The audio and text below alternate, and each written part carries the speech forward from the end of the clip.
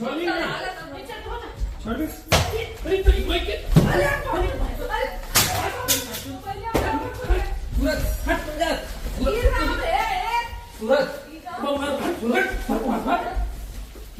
प्रीति भाभी को लेकर जाओ।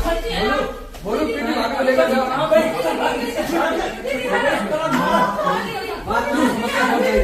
बातें वही आगे बढ़ जाएगा।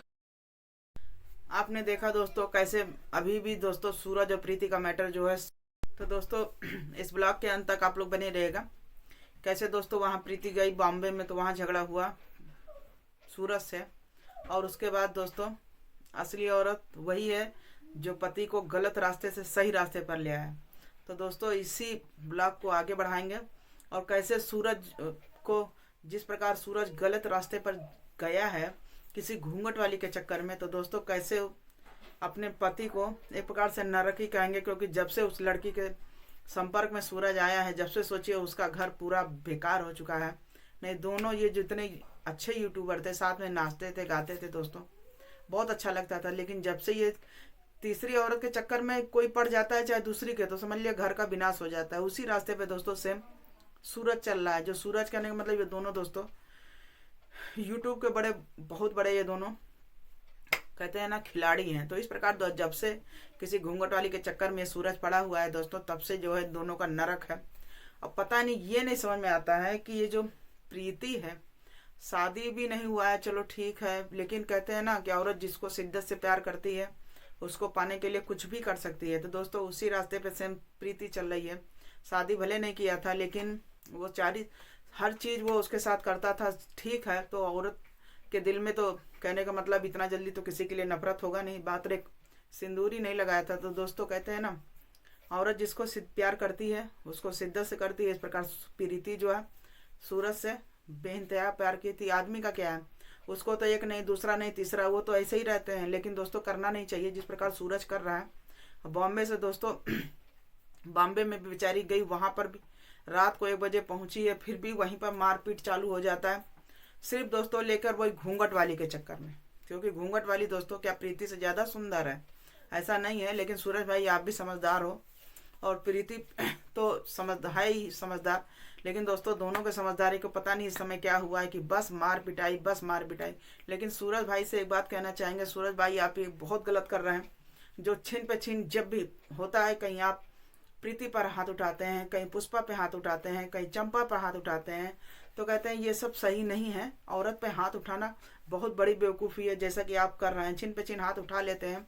अब तो बात यहाँ तक आ गई है, समझ में नहीं आ रहा है कि इन लोग के भैया कहानी का क्या एंड होने वाला है। उधर तो पूजा निषाद बार काट उठ के बैठी थी। पूजा जो थी बाल काटी थी अभी पति पत्नी के झगड़े में, तो आप देखेंगे कि ब्लॉग में दिखाएंगे। वो तो बढ़िया उसका आदमी समझौता किया, कर लिया, और अपना जो है उनको बॉम्बे से ले आया। भैया वो भी लड़ाई वड़ाई करके बॉम्बे भाग गई थी, तो उनका भी अभी बहुत चल रहा था। कहते हैं दोनों अलग रह के खुश, पति पत्नी जो होते हैं दोस्तों झगड़ा जरूर कर लेते हैं, लेकिन 1-2 दिन के बाद जो है कोई अलग नहीं रह सकता। यहाँ पर दोस्तों दोनों जो थे लड़ाई करके चले तो गए थे, लेकिन दोनों क्या थे, कहते हैं बिन जल बिन मछली जैसे होता है, वैसे दोनों दोस्तों फड़फड़ाते रहते हैं। इस प्रकार दोस्तों पूजा का भी गुस्सा कुछ दिन बाद शांत हो गया, और उनके पति का भी। इस प्रकार दोस्तों 2 दिन कितना परेशान रही है कोई नहीं जानता, उनके दिल से हाल से पूछिए। और यहाँ तो दोस्तों ये दोनों तो जब से गाड़ी क्या खरीदे हैं पता नहीं, उसकी किस्त भरने के लिए सब नाटक हो रहा है कि क्या हो रहा है, कि व्यूज कमाने के लिए हो रहा है। और सबसे बड़ी चीज प्रीति को देखिए कितना लात घूसा खा रही है, लेकिन समझे में उसका नहीं आ रहा है। अभी तो आप देखेंगे उसको पूरा जगह जगह उसको भांग उंग छोपा जा रहा है, तो पता ही नहीं चलता ऐसी औरत को कोई क्या कहेगा। लेकिन अब इसको पागलपन नहीं तो और क्या कहेंगे। ऐसे आदमी को तो आदमी छोड़ ही देना चाहिए, लेकिन उधर आदमी भी जिद मचाया बैठा है कि घूंघट वाली को छोड़ना नहीं है।